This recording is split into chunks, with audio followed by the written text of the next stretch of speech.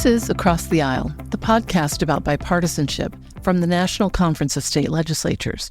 I'm Kelly Griffin. Today, we're going to talk about bipartisanship in Kentucky related to election laws. It happened initially because the law and the pandemic gave the parties no choice.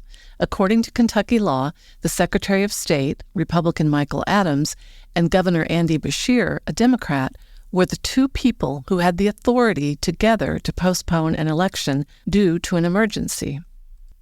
Adams says he and Beshear made that decision easily enough. And so the law says if the Secretary of State recommends it, the governor can do it, but you basically both have to turn the key, right? So in mid-March of 2020, when it was clear that COVID was going to be a factor in how we were going to run our elections, the governor and I agreed, without really much discussion at all, that we had to delay the election as long as we could under that law, which was 5 weeks, just to have time to even figure out what to do, let alone to start doing it. But they realized the pandemic impact was so massive that they would need to make other changes in the way the 2020 primary and general elections would be run. And most of both parties voted then to expand the power of both the governor and me jointly to change not just the day of the election, but other things about the election. And had it not been for that bipartisan agreement early on, then we would have had, Lord knows what happened in our election. The first order of business was to give people more time to vote. Kentucky had polls open only 6 a.m. to 6 p.m. on Election Day, with no early voting. It had among the strictest voting rules in the country. Voters could obtain absentee ballots if they could prove they had a reason they couldn't vote that day, but few ever did. But remember in June that year, when the primary was held, many things were still shut down and people didn't go out much.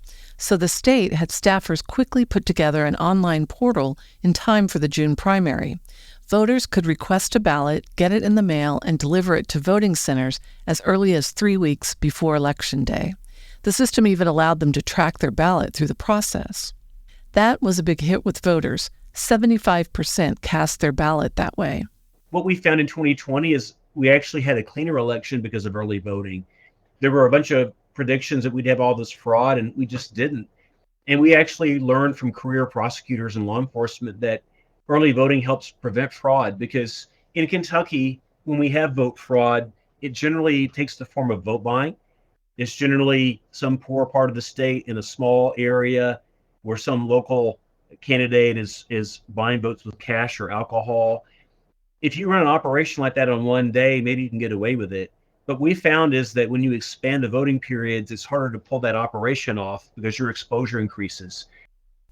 In addition, the state had instituted a signature curing process. That means that if a ballot signature did not look like the one on file, the voter would be contacted to confirm their ballot. Adams says that process resulted in far fewer spoiled ballots that would be thrown out when the signature couldn't be confirmed. He calls the 2020 primary and general elections flawless, and others agree. Plus, the turnout was high. Nearly 195,000 more people cast ballots compared to the 2016 presidential race. Then the question became, should the state make any of those changes permanent? And of course, this was unfolding as then President Donald Trump and his followers spread claims of election fraud. While those were knocked down in dozens of court cases, it prompted concerns about security in many state houses. In Kentucky, Democrats wanted to keep the extended early voting and expand access with mail-in ballots. Republicans were still wary. They thought the most secure approach would be to return to a single day of voting. Adams came up with a theme that caught on: make it easier to vote and harder to cheat. Freshman Representative Jennifer Decker was on board with that. She liked that early voting increased turnout, and she came to see that the measures could be implemented with no threat to security. House leadership asked her to carry a bill to address the pandemic changes. It seemed that we needed to involve every professional elections official in our state to make sure that we were on target and that they would support this legislation. We felt it had the best chance to succeed if we had heard from all stakeholders. Decker invited each of the state's 120 county clerks, a bipartisan group itself, and other stakeholders to weigh in to share their wish list for elections. Adams and the governor's office were closely involved too. Decker was insistent that only the ideas that found consensus would be in the bill. We decided that we did not want to fight out battles in the legislation. We wanted to get what we could to strengthen the integrity and expand voting. And then we decided that the other matters that certain interest groups wanted, they could do in separate legislation either that year or in future years. By the time the bill was passed in the House, it added early voting at vote centers the Thursday, Friday, and Saturday before an election. Decker says those were the days that saw the most voting in the pandemic, even when it was allowed much earlier. As for absentee ballots, voters still need a reason to obtain one, but they can vote up to 10 days before voting in person begins. Decker says the 3 days weren't enough for some people and too much for others. She recalls spending 2 hours answering questions when she presented it in the Senate. She heard from Republicans who were worried it wouldn't be secure. She reminded them of the broad support from election officials and the near unanimous support in the House. While things were unfolding in the State House, Adams was doing what he could to educate voters about the changes. And so part of my argument to sell this was that in Kentucky, we had early voting in the 1700s and 1800s. We had in our state constitution, our first 2 state constitutions, 4-day voting periods, which made sense because we're a rural state. It takes time to get to the polls. And it's kind of ironic, but Democrats mostly live close together because the urban areas are more Democratic and Republicans live far apart. They live in the rural areas that are more conservative.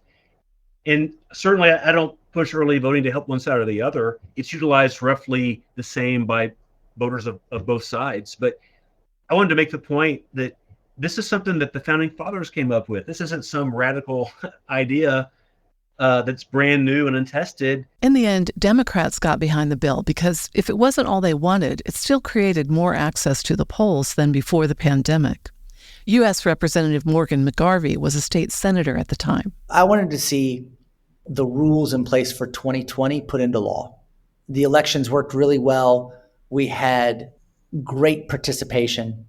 And by the way, my party lost.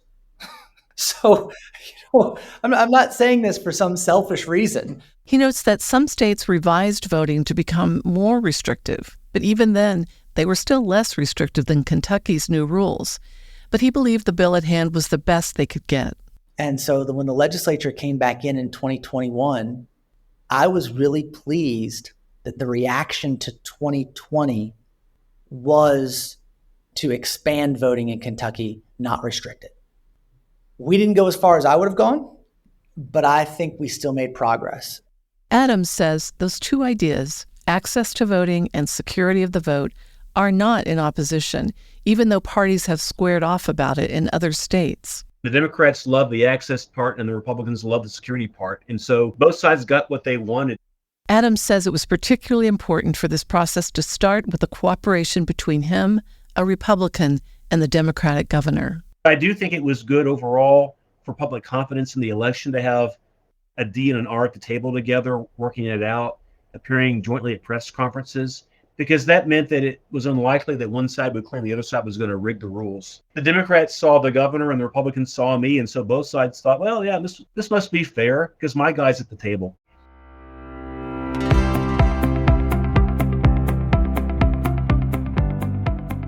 I'm Kelly Griffin. Thanks for listening to Across the Aisle.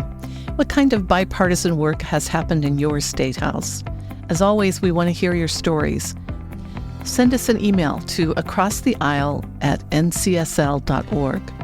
And check out NCSL's other podcasts. There's The Inside Story, where NCSL CEO Tim Story interviews experts in leadership and legislatures. The podcast Our American States dives into some of the most challenging public policy issues facing legislatures today. And also check out our special series, Building Democracy.